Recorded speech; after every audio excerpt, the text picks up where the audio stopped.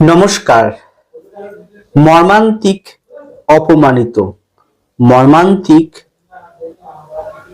ভাবে আপনি প্রতারিত, মর্মান্তিক ভাবে আজ আপনি অসম্মানিত। তার মূল কারণ কি?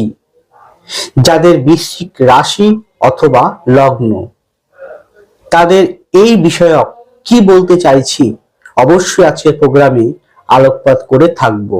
জানতে হলে থাকুন শেষ পর্যন্ত আমার সাথে। সুতরাং আমার পরবর্তী প্রোগ্রামগুলোকে অতি সহজে পাবার জন্য আমার চ্যানেলটিকে সাবস্ক্রাইব করুন এবং পাশে থাকা বেল আইকনটি অবশ্যই প্রেস করবেন। আসুন তাহলে শুরু করা যাক আজকের মূল আলোচ্য পর্বে। আজ আপনি সকলের কাছে, যে পরিবারের কাছে, নিজে আত্মীয় বর্গের কাছে, নিজ প্রিয় মানুষটির কাছে আজ আপনি অপমানিত, মর্মান্তিক ভাবে অপমানিত, মর্মান্তিক ভাবে আজ আপনি অসম্মানিত। তার কারণ অর্থ। এই বর্তমান সময়, বর্তমান যুগে যার কাছে অর্থ নেই, সে নিজের পরিবারের কাছেও সে ছোট হয়ে যাবে, সে সম্মানের পাত্র হবে না, সে অসম্মানের পাত্র হবে। প্রিয় মানুষটির কাছে সে সর্বদা তুচ্ছ তাচ্ছিল্যের মানুষ হবে। বন্ধু বান্ধবী তার কাছ থেকে চলে যাবে। অর্থ নেই বলে আজ আপনি সমাজের চোখে ছোট লোক হয়ে পড়েছেন। হ্যাঁ, অর্থ থাকলে আজ আপনি সমাজের কাছে বড় লোক হতেন, বড় মানুষ হতেন। বর্তমান সময়ে অর্থই মানুষকে এমন একটি জায়গায় নিয়ে গিয়েছে যে যার পুঁথিগত বিদ্যা নেই, জ্ঞান নেই, বুদ্ধি নেই, চিটিংবাজি, দুশ্চরিত্র, লোভী, চিটিংবাজ, প্রতারক, অর্থ অনেক আছে। সে আর সমাজের চোখে বুক ফুলিয়ে চলতে পারছে, সম্মান পাচ্ছে, কারণ তার কাছে অর্থ রয়েছে। আপনার জ্ঞান আছে, আপনার বুদ্ধি আছে, আপনার মেধা আছে, আপনার প্রতিভা আছে, কিন্তু আপনি অত্যন্ত সৎ, অত্যন্ত উদার, অত্যন্ত আপনি মায়া মমতা যুক্ত, সেবা পরায়ণ, কিন্তু অর্থ নেই আপনার। আপনি আর সমাজের চোখে আজ নগণ্য, খারাপ। আপনার ছোট্ট একটা ভুল অনেকের কাছে বড় আকারে তারা মনে করে, আপনি ছোট্ট ভুলটা তারা অনেক বড় করে আপনাকে দেখে। আপনার যে ছোট্ট চলার পথে প্রত্যেকটা মানুষই জানে অজান্তে ভুল করবে, প্রত্যেকটা মানুষ, আমি করি, প্রত্যেক মানুষই করে। ছোট্ট ভুলটা আজ অর্থ নেই বলে সেই ভুলটাকে না লোকে কি করে, আপনাকে তুচ্ছ তাচ্ছিল্য করে, অপমান করে, লাঞ্ছনা করে, অর্থ নেই বলে। কিন্তু ওই যে যার অর্থ আছে, সে যদি বড় ভুলও করে তাও লোকে বলবে না, অত ভুল করেনি, ঠিকই আছে। তাহলে অর্থ দেখার জন্য আমাদের কি করতে হয়? অর্থ দেখার জন্য আমাদেরকে প্রথমকে আমাদের ধনযোগটাকে ভালো করে বিচার করতে হয়, অ্যাস্ট্রোলজিক্যাল ভাবে। আপনার জন্মকুণ্ডলী, আপনার হাতে ধনযোগ যদি স্ট্রং থাকে, তাহলে আপনি আজ না হোক কাল বিলম্ব হলেও আপনি অর্থের মালিক হতে পারবেন, অর্থ সম্পত্তির জায়গায় পৌঁছাতে পারবেন। যদি আপনার হরোস্কোপে ধনযোগটা স্ট্রং না থাকে, তাহলে আপনি কোনোদিনই অর্থের সেভাবে প্রতিষ্ঠিত হতে পারবেন না অর্থের দিক থেকে। তাহলে অর্থের কম্বিনেশন কি আছে নিশ্চয়ই জানেন, আবারও বলছি। অর্থের কম্বিনেশন হচ্ছে শুধু 2 আর 11 নয়। অর্থের কম্বিনেশন প্রথম ধাপটি হচ্ছে 1-5-9, অর্থাৎ দৈবর কম্বিনেশন। দৈব যদি আপনাকে আশীর্বাদ করে, ঈশ্বর যদি আপনাকে আশীর্বাদ করে, তাহলে আপনি বিলম্ব হলেও অর্থকারীর মালিক হতে পারবেন। তাহলে দৈবের ভাগটা গেল। তারপর হচ্ছে কেন্দ্রের ভাগ, অর্থাৎ 1, 4, 7, 10।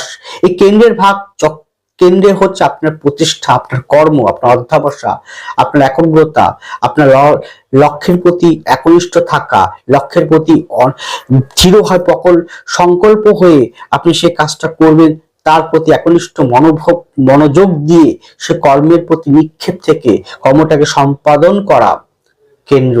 তাহলে কেন্দ্র কোণের সমন্বয় যদি আপনি স্ট্রং হয়, তাহলে আজ আপনি অবশ্যই দৈবের আশীর্বাদের সঙ্গে নিজের প্রতিষ্ঠা, নিজের কর্ম, নিজের পরিশ্রমের দ্বারা আপনি অর্থের মালিক হতে পারবেন। আজ হয়তো কাল বিলম্ব হচ্ছে ঠিকই, কিন্তু অর্থ আপনাকে দিয়েই ছাড়বে। এরপরে সহযোগী হিসেবে, সহকারী হিসেবে 2 এবং 11কে দেখতে হবে। এ তো গেল ভাবের কম্বিনেশন। এরপর আছে গ্রহের কম্বিনেশন, যে গ্রহগুলোকে আপনাকে সাপোর্টিং থাকতে হবে জন্মকুণ্ডলী ও হাতে। সেটি হচ্ছে বর্তমান কলিযুগের অবশ্যই শুক্রকে, অবশ্যই মঙ্গলকে, অবশ্যই বুধকে, অবশ্যই রাহুকে, অবশ্যই শনিকে। দেখবেন যদি এই গ্রহগুলো যদি আপনার সাপোর্টে থাকে, আপনার কম্বিনেশন তার হাতেও খুব ভালো থাকে, তাহলে আপনি অবশ্যই আজ না হোক কাল অর্থকরীর জায়গা থেকে বড়লোক বা ধনপতি বা কোটিপতি বা লাখপতি, অর্থের রোজগার আপনার হবেই হবে। কেউ ঠেকাতে পারবে না অর্থ দিক থেকে আপনাকে ক্ষতি করতে। অর্থ আপনার পকেটে আসবেই আসবে। অর্থ আসাটা প্রত্যেকটা মানুষের প্রয়োজন। দেখুন, আমি প্রোগ্রাম করছি, আমি অ্যাস্ট্রোলজি করছি, অবশ্যই দুমুঠো অন্নের জন্য, পেটের খিদের জন্য, পেটের জ্বালার জন্য আমি অর্থ রোজগার করি। আমার পেশা আমার অ্যাস্ট্রোলজি, আমি দুমুঠো অন্ন খাওয়ার জন্য তো করি। ঠিক তেমন আপনি হয়তো চাকরি করেন কির জন্য? দুমুঠো অন্ন উপার্জনের জন্য। আপনি ব্যবসা করেন কির জন্য? দুমুঠো অন্ন উপার্জনের জন্য, তাই না? প্রত্যেকটা মানুষই কিন্তু পেটের খিদে, পরিবারের দায়িত্ব, পরিবারের কর্তব্য, সন্তান সন্ততি, স্ত্রী, মাতা পিতা সকলকে দায়িত্ববান নেওয়ার জন্য, সুখে স্বাচ্ছন্দ্য জীবনযাপন করার জন্যই কিন্তু অর্থ উপার্জন করেন।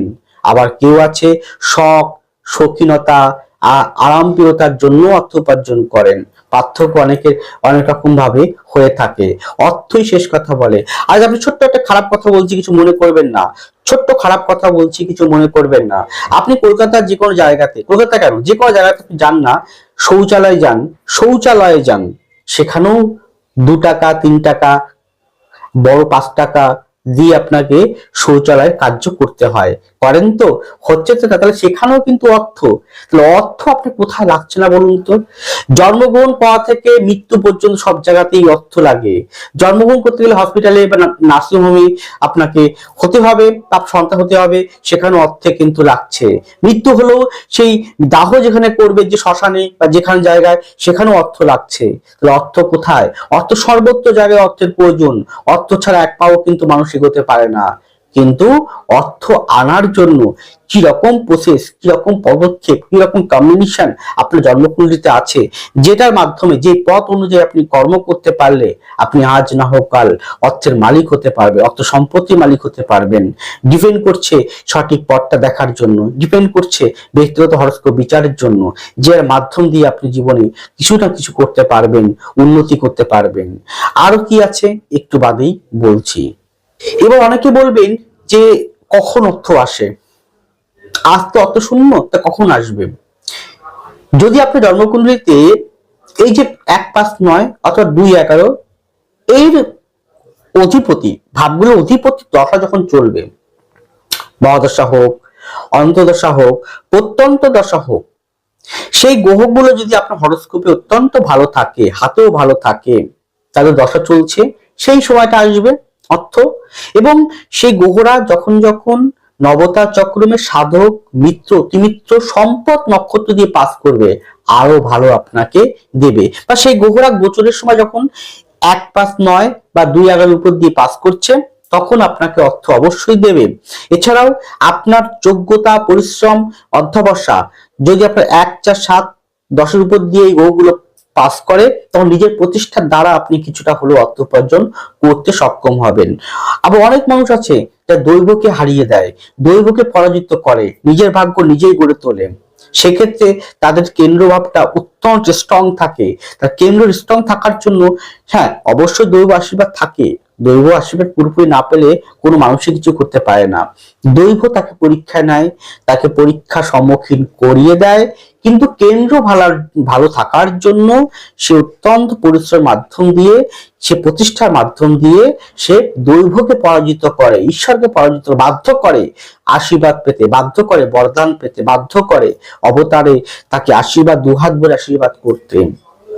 কেন্দ্র অত্যন্ত স্ট্রং আছে তার জন্মকুণ্ডলিতে। তাহলে কেন্দ্র সাথে দৈবের কম্বিনেশন থাকতেই হবে।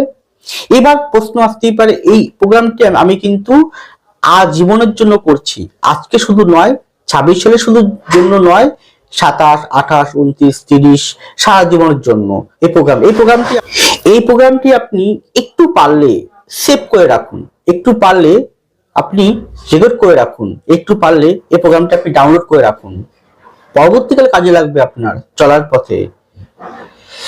অনেকেই আমাকে প্রশ্ন করছেন যে আপনার চেম্বার কোথায় কোথায় আছেন। অনেকেই আমার কাছে ফোন করে, হোয়াটসঅ্যাপ করে জানতে চেয়েছেন আপনার চেম্বার কোথায় কোথায়। তাদের উদ্দেশ্যে বলি, আপনারা আমাকে অবশ্যই শোভাবাজার চেম্বার, শোভাবাজার, উত্তর কলকাতার শোভাবাজার চেম্বারে পাবেন। অবশ্যই আপনারা আমাকে কালীঘাট চেম্বারে পাবেন। অবশ্যই আপনারা আমাকে হাওড়া বালি নিমতলা চেম্বারে পাবেন।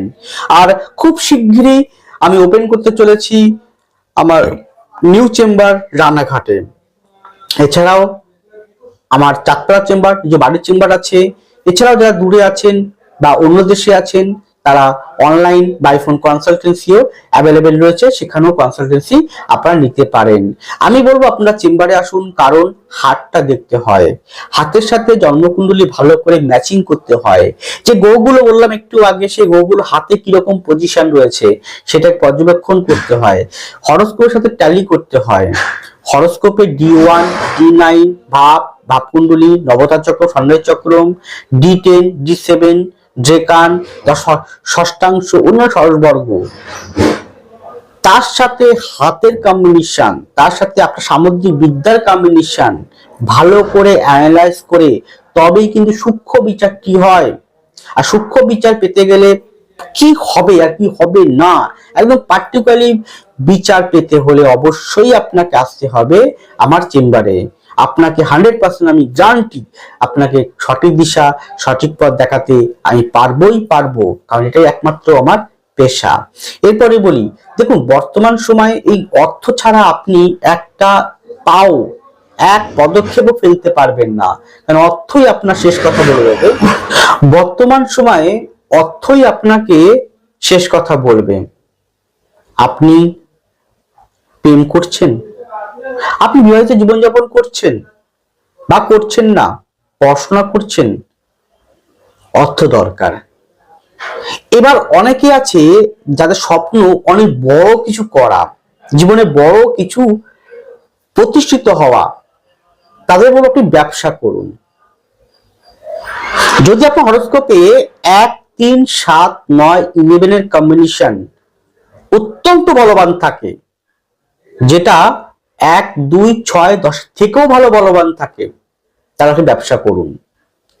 ব্যবসা প্রথম হয়তো লস হবে ঠিকই, কিন্তু ব্যবসা যদি আপনার হরোস্কোপে যদি 1, 3, 7, 10, 11 এর কম্বিনেশন অত্যন্ত বলবান, তার সাথে ওই ধনযোগের বলবান যদি অত্যন্ত বলবান থাকে, শুক্র বুধের, শুক্র মঙ্গলের, শনির যদি কম্বিনেশন, যদি বৃহস্পতি কম্বিনেশন অত্যন্ত ভালো থাকে, ব্যবসায় আপনি আজ হয়তো ছোট আছেন, কাল বড় হবেন এবং কোটিপতি হওয়ার মতন জায়গায় আপনাকে পৌঁছে দেবে। তাহলে কি ধরনের ব্যবসা করবেন?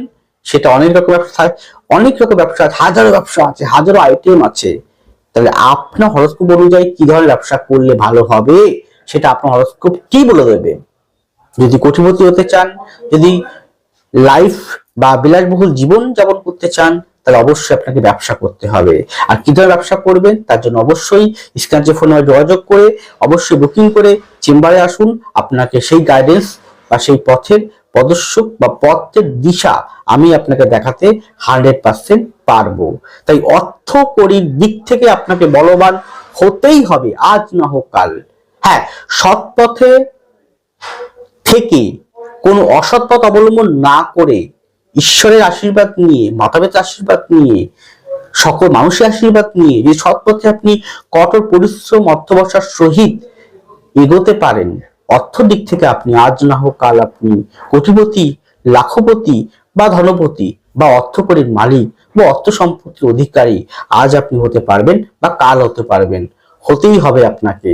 তার জন্য একজন কাউন্সিলরের প্রয়োজন যে আপনাকে সঠিক কাউন্সিলিং করবে।